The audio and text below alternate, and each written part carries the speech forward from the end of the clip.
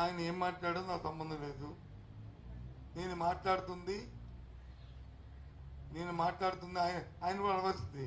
ఆయన ఈసారి అడిగినప్పుడు అడగండి, ఇది మీ వ్యక్తిగత అభిప్రాయమా, మీ పార్టీ అభిప్రాయమా, లేదు మీ ప్రభుత్వ తాలూకా నిర్ణయమా అని. నేను మాట్లాడుతుంది నా పార్టీ అభిప్రాయం,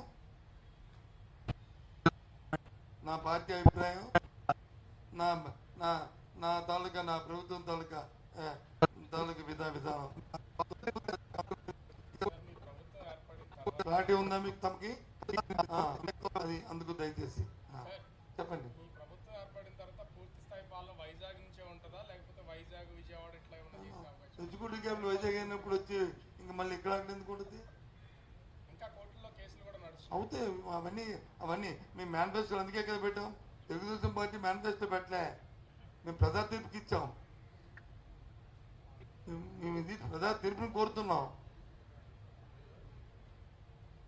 ప్రజా తీర్పు వచ్చిన తర్వాత దాన్ని న్యాయస్థానాన్ని కోరుతాం. ఇగో ప్రజా తీర్పు ఇచ్చారండి, దయచేసి న్యాయస్థానం ఆలోచించేయండి అని అర్థిస్తాం. పెద్ద మనసుతో దీన్ని ఆలోచించండి.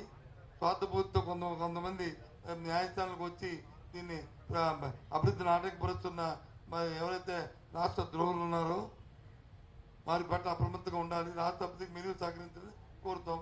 దానిపైన పెంచిన నిర్ణయం.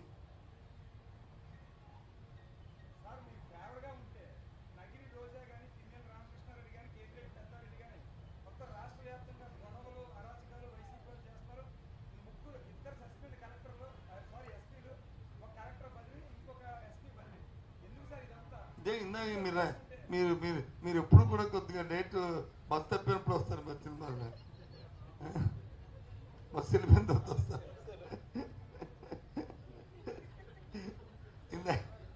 ఇందాక చెప్పాను బాబు, ఇందాక చెప్పాను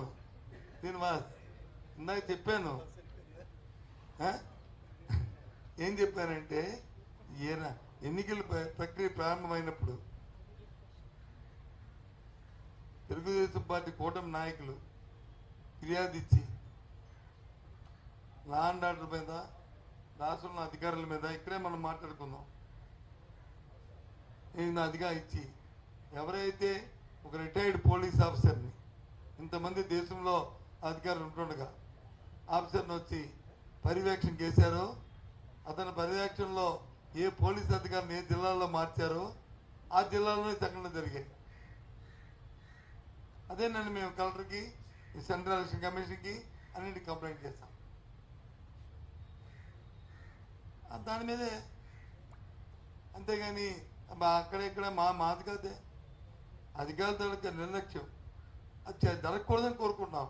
అందుకే కదా ఇప్పుడు ఏం చెప్పాను. ఇప్పుడు నేను నిన్న వైజాగ్లో ఒక సంఘటన జరిగిందని, అది కక్షలతో, అది రాజకీయ కక్షలతో కాదని నా అభిప్రాయం. ఒకవేళ అది రాజకీయాల కోసం జరిగితే మొత్తం పోలీసులు ఉపేక్షించొద్దు, ఏ పార్టీ వాళ్ళైనా సరే. కానీ సైమల్టేనియస్గా రాజకీయ నాయకులు కూడా రాజకీయ స్వార్థం కోసం, రాజకీయ స్వలాభం కోసం అలాంటి సంఘటనలు వాడుకోవద్దు. శాంతియుతంగా ఉన్న మన ఉత్తాంధ్ర ప్రాంతాల్లో ఇలాంటివి మళ్ళీ తేవద్దు, దయచేసి కోరుతున్నాను.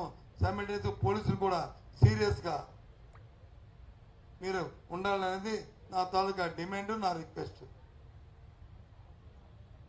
నేనేమి మా పార్టీ ఆ పార్టీ అనలే కదా. నేను ఎవరిని కూడా ఉపయోగిస్తున్నాను ఇలాంటి సంఘటనలు వస్తే మాత్రం.